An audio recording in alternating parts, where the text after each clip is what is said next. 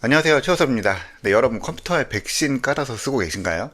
네, 저는 맥이든 윈도우든 요즘에는 별도의 안티바이러스나 멀웨어 프로그램 같은 것들 거의 안 쓰고 있긴 합니다. 이게 과연 안전한 건가? 이런 거에 대해서는 늘 이슈들이 있죠.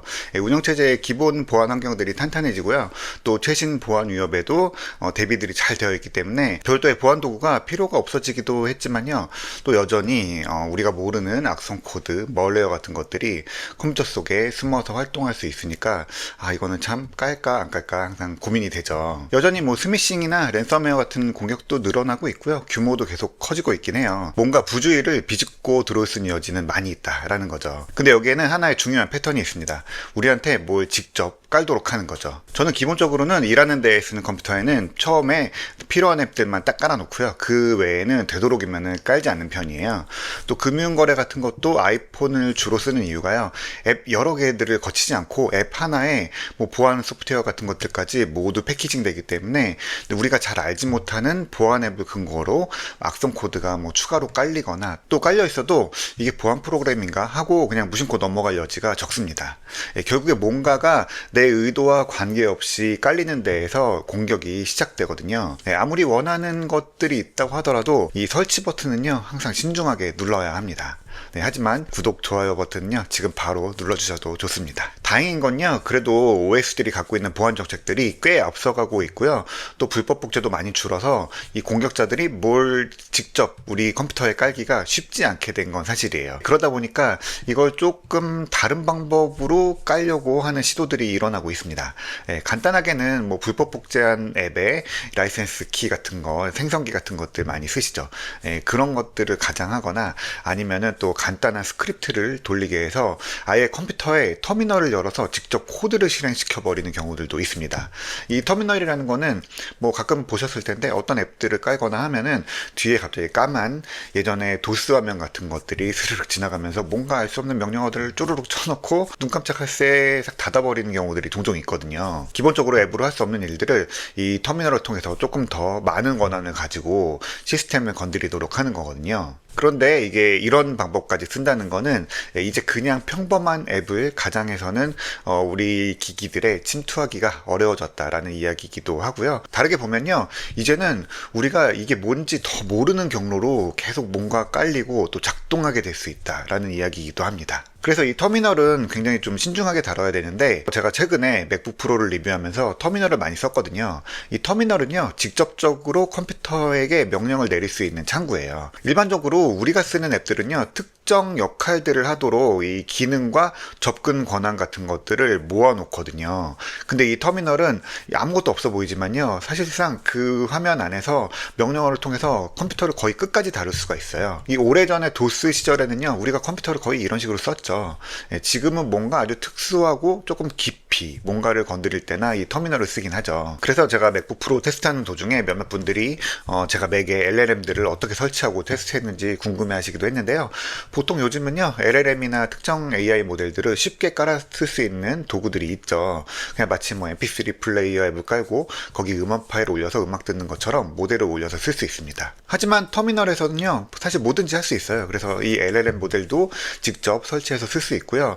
또 저는 이 코드를 통해서 특정 명령을 엄청나게 많이 반복시켜서 새 맥북 프로의 성능이 어느 정도인지 좀 차이를 보려고 했었거든요. 그래서 직접 이제 프로그램 코드를 짜고 중요한 모델을 설치하고 또 그거를 여러 번 진짜 수만 번 반복해서 이걸 결과를 데이터로 한 번에 만들어 보여주는 하나의 앱을 만들어 넣은 건데요. 이걸 다르게 보면요 누군가가 이렇게 내 컴퓨터에 들어와서 보이지 않게 공격용 모델을 깔아놓고 또 데이터를 빼가거나 이런 것들을 뒤에서 우리 몰래 할 수도 있는 거죠.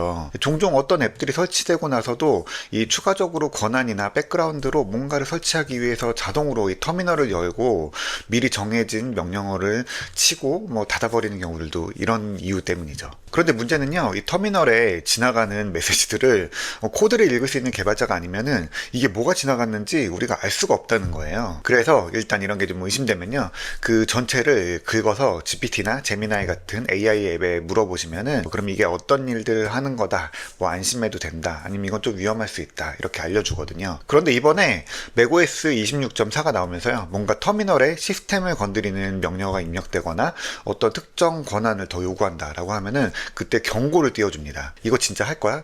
너 이거 뭐 하는 건지 알고 실행하려는 거야? 지금 이 터미널 명령어로 어떤 특정 폴더에 개인정보를 지금 접근하려고 하는데 괜찮아? 라고 물어보는 거죠. 사실 일반 이용자들은요, 뭐 맥에서든 뭐 또 윈도우에서도 그렇지만요, 이 터미널 같은 거를 쓸 이유가 별로 없습니다. 가장 많이 쓰게 되는 게 뭐 불법 복제나 뭐 라이센스 우회 같은 걸 할 때 쓰는 경우들이 많죠. 네, 물론 터미널을 꼭 건드려야 되는 정상적인 앱들도 없는 건 아니지만요, 특히 불법 복제나 다운로드 주체가 명확하지 않은 앱에서는 이 터미널을 쓸 때는 좀 조심할 필요가 있습니다. 그래서 그렇게 뜻밖의 범위를 넘어서는 권한을 갑자기 요구하면 이거 하지 않던 일인데 왜 이러는 거야? 라고 이제 맥OS에서 인식을 하고 이걸 알려주도록 하는 거죠. 그러다 보니까 이게 누군가에게는 불편할 수가 있어요. 특히 이제 개발자분들은 터미널에서 명령어를 쓸 일이 굉장히 많고 시스템 전체에 전반적으로 권한을 많이 갖고 있어야 되죠. 근데 그럴 때마다 너 이 코드 지금 위험한 것 같아 라고 이렇게 경고를 하면요, 일하면서 엄청 불편하겠죠. 그래서 이거는 맥을 쓰는 패턴을 학습해서 판단이 이루어진다고 합니다. 그래서 터미널을 얼마나 사용하는지, 또 어떤 코드를 쓰는지, 개발자 도구들을 어떻게 활용하는지 같이 이제 터미널을 주어진 목적대로 잘 쓰는 이용자다라고 받아들여지면요, 경고를 띄우지 않습니다. 하지만 그렇다고 해도요, 시스템을 직접적으로 공격할 수 있는 잘 알려진 악성 코드들은요, 모두에게 경고를 합니다. 이 공격 패턴은요, 지속적으로 업데이트되고 또 로컬 AI를 통해서 검증되기 때문에 터미널의 입력 내용이 외부로 유출될 걱정은 없습니다. 이거 외에도 맥OS 26.4에는요, 보안 패치가 좀 더 적극적으로 적용되기도 합니다. 위협의 가장 중요한 창구가 되는 것 중에 하나가 사파리 같은 웹 브라우저거든요. 아주 예전에는 맥OS가 업데이트 될 때만 업데이트가 됐는데, 뭐 요즘엔 중간중간에 업데이트가 종종 있죠.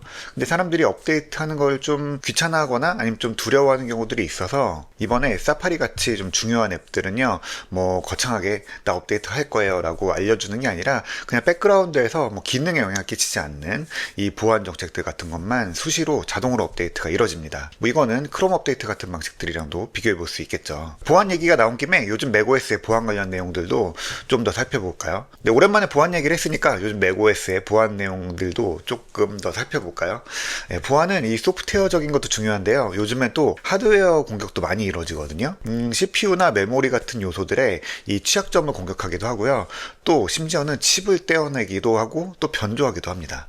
맥이 이런 부분들을 많이 이야기하고 그에 대한 대비들을 좀 잘하는 편이에요. 물론 이런 거는 개인용 컴퓨터에 대한 보안보다는요, 기업용이나 전문가들을 공격하는 경우들에 대한 대응책들이 많기는 하죠. 하지만 맥은요, 같은 제품으로 뭐 학생부터 직장인, 전문가 그룹까지 다 같이 쓰기 때문에 애플은 이 전체적인 보안 정책을 뭐 어떤 영역을 가리지 않고요, 하드웨어, 운영체제, 또 소프트웨어 전체적으로 모든 제품에 걸쳐서 관리를 하고 있습니다. 그래서 요즘에 좀 지켜봐야 될 게 메모리 무결성입니다. 최근에 M5랑 A19 프로세서에 들어오면서부터는요, 이 메모리 무결성을 강화하는 설계가 적용이 됐습니다. 특정 기능이 아니라 아예 칩의 설계 자체가 이 메모리 무결성을 이겨낼 수 있도록 설계가 된 거예요. 이 메모리 무결성을 통한 공격은요, 아주 오랫동안 이어져 왔고 사실 컴퓨터 공학에서는 굉장히 중요한 오랫동안 이어져 온 숙제라고 합니다. 이게 원리가 어렵지도 않아요. 이 메모리 공격은요, 보통 이제 C나 C++ 같은 이제 하드웨어에 직접적으로 접근할 수 있는 권한을 많이 가진 이 프로그래밍 언어들이요, 메모리 관리를 놓친 경우들이 종종 있어요. 그러니까 요즘에는 메모리가 굉장히 중요하기 때문에 프로그램들이 메모리를 필요할 때 가져다 쓰고 다 쓰고 필요 없을 때는 다시 반납을 해야 되거든요. 그런데 그거를 제대로 하지 못하고 이 특정 프로세스가 메모리를 계속 쥐고 있는 경우들이 생기기도 하거든요. 그래서 이런 것들을 이용해서 항상 메모리 일부를 확보해 놓고 거기다가 악성 코드, 공격 코드를 집어넣어 놓고 계속 상주해서 돌리도록 하는 겁니다. 이거 조금 더 어렵게 이야기하면은 포인터 변조라고도 합니다. 우리가 C 언어 공부할 때 제일 속 썩이는 게 포인터죠. 실제로 이 앱이 실행되고 난 뒤에요, 메모리에서 필요 없으면은 포인터들을 삭제해야 되는데 그게 지워지기 전에 악성 코드가 먼저 나서서 그 자리를 차지하는 거예요. 그러면은 컴퓨터도 그렇고 우리도 그렇고 뭐가 이상한 게 돌아가는지 모르는 채로 뒤에서 악성 코드가 신나게 돌아가게 되는 거죠. 이거는 맥뿐 아니라요, 오랫동안 뭐 윈도우, 리눅스고 가장 많이 쓰이는 공격 방법 중에 하나거든요. 그래서 운영체제단의 보안 장치들이요, 계속 메모리를 감시하고 엉뚱한 프로세스가 돌아가고 있는지, 이상한 일 시키지 않는 일을 하고 있는 건 아닌지를 계속 살피는 이런 소프트웨어적인 방법이 고도화되고 있습니다. 이건 거의 모든 OS에 계속 업데이트되고 있는 부분이에요. 그러다 보니까 이게 창가방패죠. 최근에는 정상적인 프로세스의 이름이랑 그 공간까지 그대로 두고 그 안에 내용만 악성 코드로 싹 바꿔버립니다. 그러면은 밖에서 봤을 때는 뭘 하고 있는지 이름만 봐서는 알 수가 없잖아요.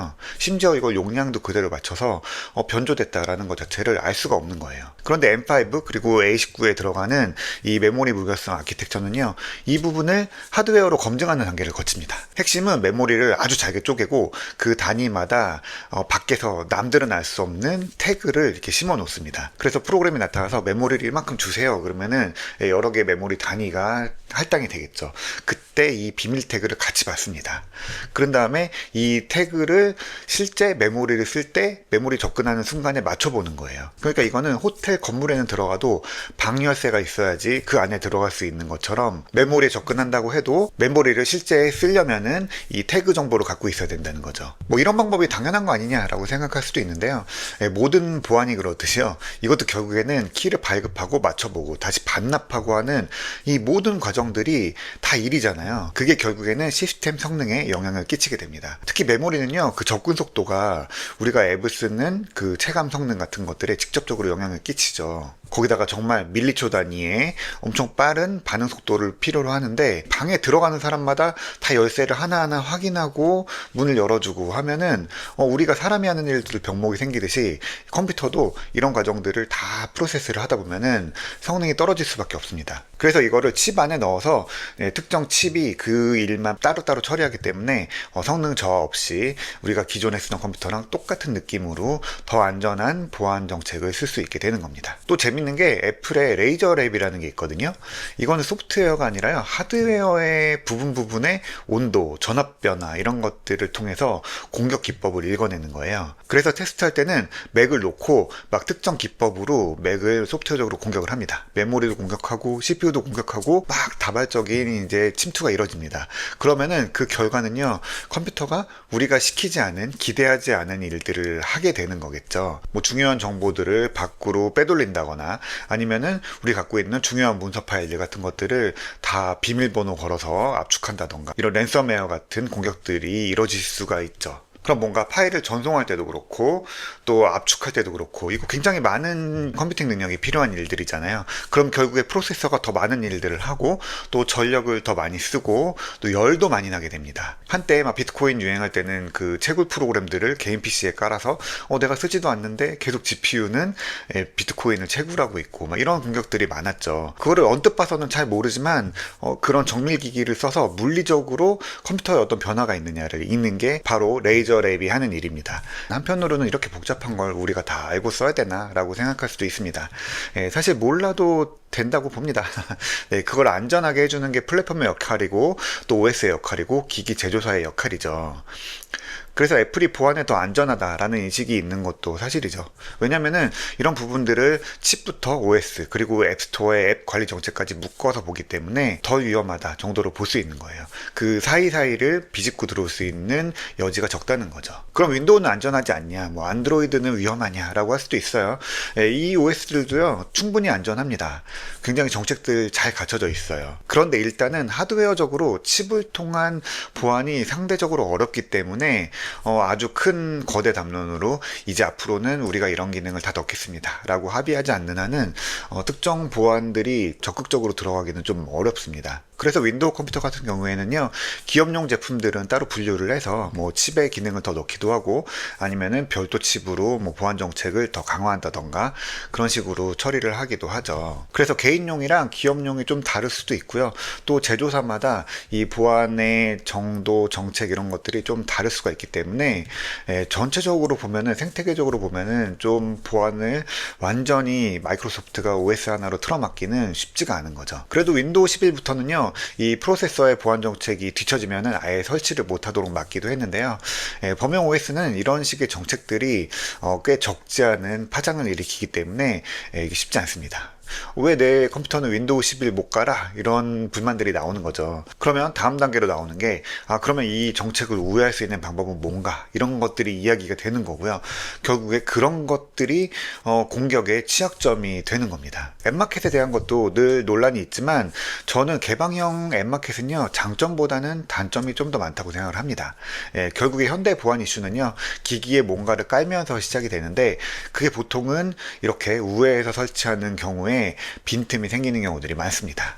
앱을 다운로드 받을 수 있는 곳을 딱 한 군데로 정하고 그 외에서는 아예 어떤 방법으로도 앱을 설치하지 못하도록 하면요, 그 앱이 깔리는 창구가 되는 스토어만 잘 관리하면 되죠. 뭐 관리가 잘 되는 서드파티 스토어를 인정할 수는 있겠지만요, 일반 이용자들한테는요, 그 창구마저도 한 군데만 있는 게 더 쉽고 안전하다라는 게 제 생각입니다. 결국에 보안은요, 시스템 전체 환경 안에서 아주 작은 빈틈 하나를 노리게 되는 건데요, 그 상당수는요 이제 사람이 되고 있습니다.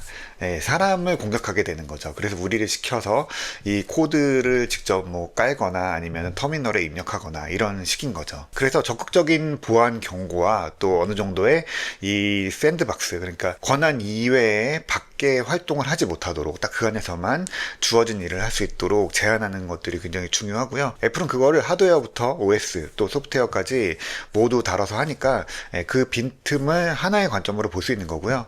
윈도우나 안드로이드는 그 자유도를 얻는 만큼 약간의 그 빈틈에 대한 책임이 더해지는 것 뿐입니다. 하지만 이 OS들도요, 정해진 규칙 안에서 안전하게 쓰면요, 뭐 애플이랑 정책 자체가 다르지 않고요, 보안 흐름들, 뭐 기법들 이런 것들 거의 같기 때문에 보안 문제는 없다라고 해도 뭐 지나친 얘기는 아닙니다. 그러니까 뭐 보안에 대한 경고나 또 검증되지 않은 앱을 설치하시겠습니까? 라고 묻는다고 하면은 일단 경계하는 것만 지켜도요, 보안 문제의 많은 부분들을 해소할 수가 있습니다. 그게 오늘의 가장 중요한 이야기고요. 아무거나 제발 깔지 마세요. 네, 그럼 여러분 모두 컴퓨터 안전하게 쓰시고요. 가끔 이렇게 보안도 한 번씩 생각해 주시고 챙겨 주시면은 더 안전하게 컴퓨터, 스마트폰들을 쓰실 수 있을 거라고 봅니다. 네, 그럼 오늘 이야기는 여기까지 할게요.